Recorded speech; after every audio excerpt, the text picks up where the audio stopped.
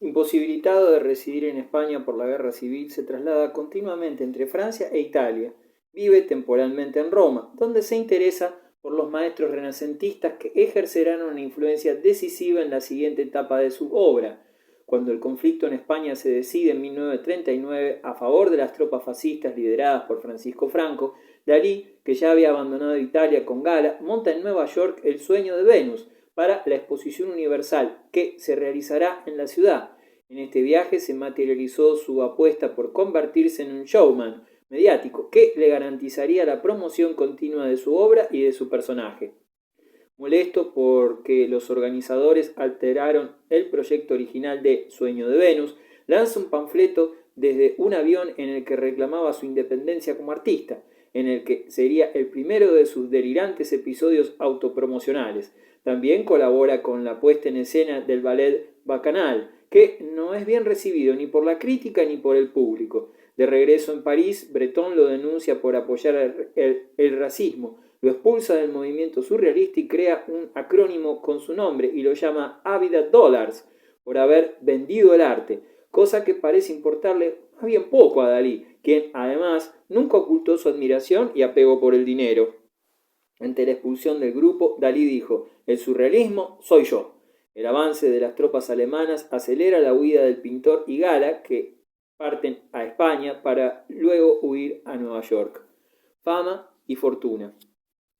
En Estados Unidos se instalan en la mansión de Clarence Crosby, donde también vivían Henry Miller y Anais Nin. Al contrario de lo que pensaban sus amigos franceses, América no fue un terreno árido en el que el artista se sentaría carcomido por la nostalgia, a la espera de poder regresar a Europa. Fue lo contrario. En los casi 9 años que vive allí, Dalí avanza en su pintura, diseña joyas a partir de su universo onírico, realiza retratos de artistas intelectuales y empresarios, decora jardines, casas y escenarios, escenifica ballet, decora escaparates, ilustra revistas y además escribe en ellas. Se acerca a Hollywood y organiza fiestas delirantes que se convierten en perfectos ejemplos de happening cultural, como acto de autopromoción. En la meca del cine realiza los decorados para El sueño onírico de la película Spellbound, recuerda, 1945, de Alfred Hitchcock, y colabora con Walt Disney en un proyecto, Destino,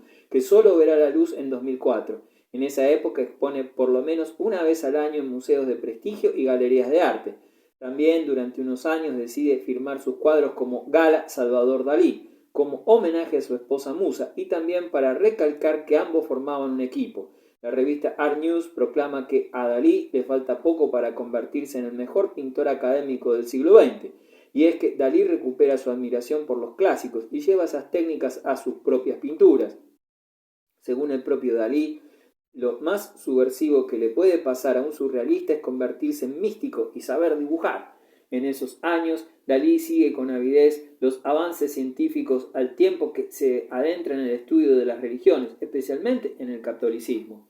Tocado por el misticismo, el artista se atreve además a publicar a los 38 años su primer volumen de memorias, The Secret Life of Salvador Dalí, La vida secreta de Salvador Dalí, 1942. En el libro, el pintor justifica sobre todo sus acciones de los últimos años y declara que nunca apoyaría ni a Lenin ni a Hitler porque es daliniano hasta el día que muera. La aparición de su biografía es también la última estocada a su ya frágil amistad con Buñuel, gravemente herida desde que el pintor se negara a ayudar económicamente al cineasta.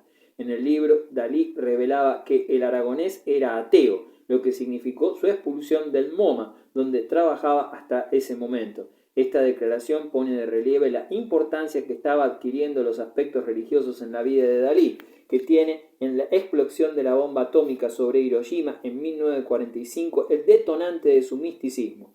Dalí lo conceptualiza como la intuición profunda que implica la comunicación directa con el todo, la visión absoluta a través de la verdad, a través de la gracia de Dios. Una interpretación propia de los místicos antiguos, para quienes ciencia, religión y magia eran lo mismo. De forma casi natural, el átomo se instala en su pintura atómica y el miedo se traslada a sus paisajes. Finalizada la Segunda Guerra Mundial, Dalí planea regresar a Europa, pero no lo hace hasta 1948, cuando emprende con Gala, quien se había convertido en su marchand, el camino de regreso a Portugal. A diferencia de Picasso o Miró, Dalí vuelve a España y abraza el franquismo, lo que le depara no pocas críticas que él, con su habitual cinismo, deja caer en saco roto.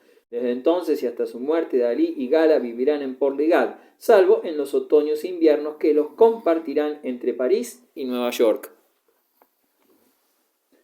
A pesar del misticismo, Dalí es ocasionalmente muy profano. Prueba de ello son los delirios eróticos sexuales que plasma en Joven Virgen Sodomizada, 1954, en la que vuelve a reflejar a su hermana, tanto tiempo ausente de sus telas desde que pintara el dorso de Ana María en Muchacha en la ventana. Es evidente que existen otros mundos. Esos otros mundos están en el nuestro, residen en la Tierra, y precisamente en el centro de la cúpula del Museo Dalí, donde está todo el nuevo mundo insospechado y alucinante del surrealismo. Salvador Dalí. Desencuentro y gloria. En los siguientes años el pintor continúa colaborando en otros terrenos artísticos, como en la creación de decorados para el Teatro Don Juan Tenorio, Madrid, Salomé, Londres, As You Like It, Roma, y mantiene múltiples intervenciones como conferencista, mientras que su fama de provocador y showman se incrementa.